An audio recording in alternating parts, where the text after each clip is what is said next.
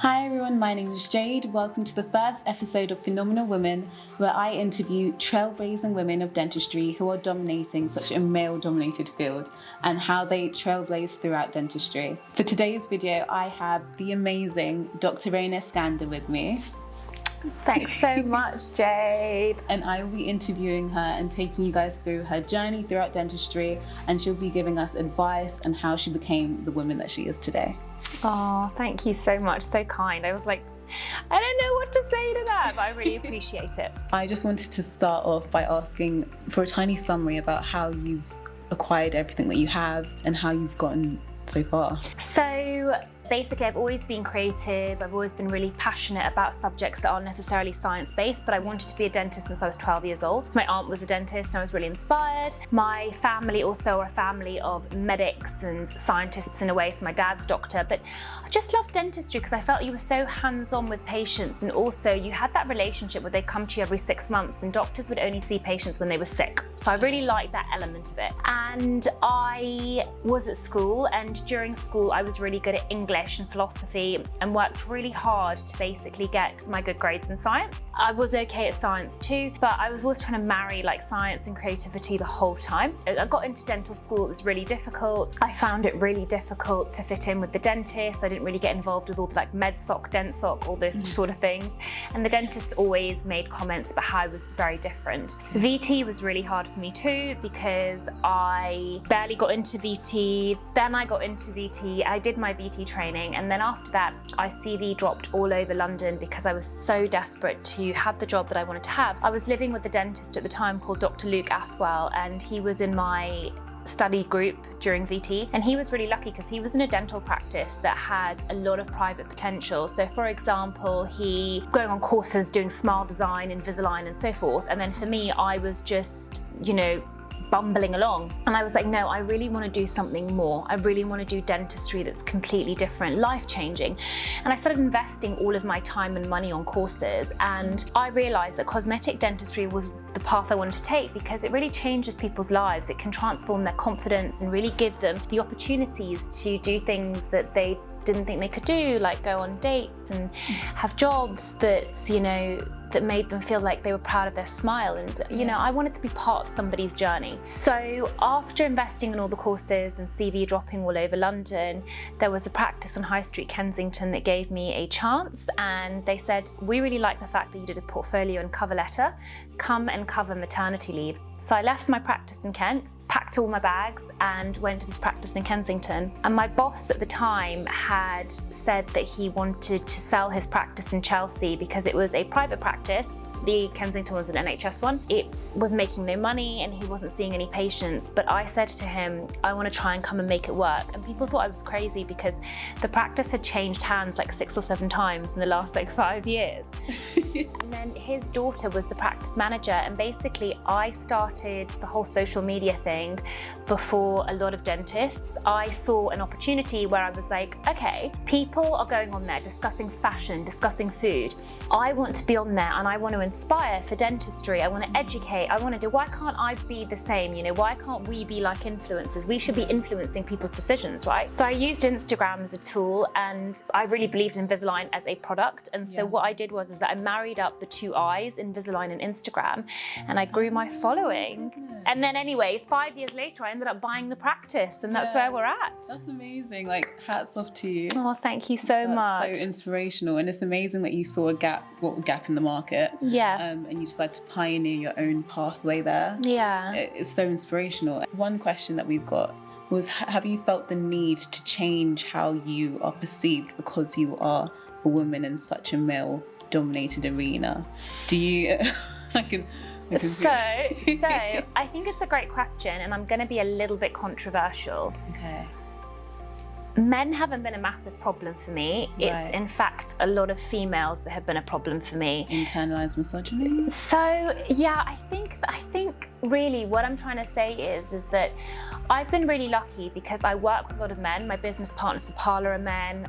In my clinic, all my dentists are men. And the reason why I have found it easier is because I think that when you're a strong woman, a lot of women hate you more than a lot of men. And that's just been my personal experience. I'm not saying this is for everyone else, but I've got more hate from other women, especially women that aren't strong, I guess. But women have also trolled me online. Women have also, put my success down to doing something crazy, like sleeping my way to the top or something like that. My relationships with men have been great because as soon as I showed the value that I can put into the stuff that I do with them, they've actually respected me and empowered me and done lots of things for me. I have a really cool story that I want to share with you as well. Do you remember there was like a few years ago, there was this dental Instastars thing? So it was run by a guy called Maxim Belograd, who basically got some of the biggest speakers in the world. So he had like Christian Coachman talking on there, Dr. Miguel Stanley, Dr. Miguel Ortiz. And the idea is that people had to sign up, follow and like all of the speakers, and then they threw this like kind of online conference. I messaged the course directors and I was like, this is a really great course, but I'm really sad to see that you don't have any women on the panel. And basically this like computer wrote back to me being like, oh yes, thanks, we'll pass it on. Anyways, like 2 days later, I was like, yeah, but there's so many women that can provide X, Y, and Z and could be so much value to this course. Apparently the message I wrote was screenshot and circulated around the group of people that were in the group. And then I want to read you actually the message that I got. 2 days later, I got a message from possibly the most famous, or one of the most famous dentists in the world, Christian Coachman, who was one of the speakers. Hi Rhona, I just saw your message to Maxim Belograd about not having women in the online congress. I want to share with you that I agree with you 100%. We definitely need women involved with a very important project. I really admire and appreciate your beautiful effort to try and create awareness for the fact that we need more female opinion leaders. You're doing an amazing job and I'm a massive fan. I just spoke to Maxim and convinced him that we cannot wait another year, yet let alone another event, and that you should be part of this one. He should add you immediately. We need to create opportunities to have much more women leading the processes and discussions in our industry. I'm sure we will gain with your presence, charisma, and idea. The world desperately needs more women as opinion leaders. We men already messed up with so much for thousands of years trying to lead things. That is amazing. Yeah, amazing. And honestly, first of all, you don't ask, you don't get. So I had shown value, I had given a reason, I didn't get angry. And as you said, like having male allies, as we were discussing, is really important. So yeah, highlighting the need for male allies and how sometimes when we speak about being women in this male-dominated arena, sometimes we need a lot more support from each other. 100%. I totally agree with it. And some of the most incredible women around me have also been leaders, really empowered, really strong, and we collaborate like we are today, you know? So, you know, that's a really important part, I think, of the woman that I have become today. And it's so good that you still have your voice. Yeah. You haven't felt the need to shy away, or you just kept fighting back. And the fact that you reached out to Christian Coachman, spoke your mind. Well, he reached out to me. I reached out to the course directors, but Christian had contacted me. Okay. And like, I was kind of like, not a nobody, but I didn't even think he really knew who I was. So it was a really big deal for me, for him to reach out. See, that's amazing.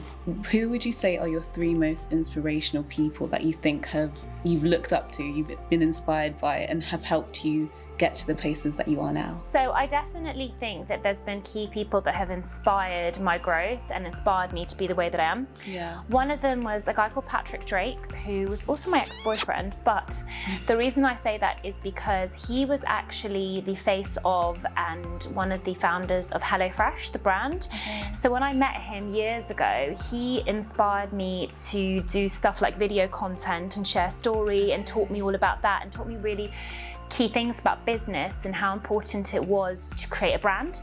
Another one also is a guy called Drummond Money Coots. That's actually his name, okay? He was also a friend of mine at university, and he was a magician, and he's a very, very successful magician. So at university, he had taught me how to follow your passion, and also how to be an entrepreneur. I think, like, as I'm saying this out loud to you, these are people that with like massive entrepreneurial skills. Yeah. And then, you know, the last person is a guy called Daniel Murray Serter, who is another friend of mine that I've known since I was 14, and he's the owner of a brand called Heights. So I always talk about the brain tablets because he's created a wellness mind brand.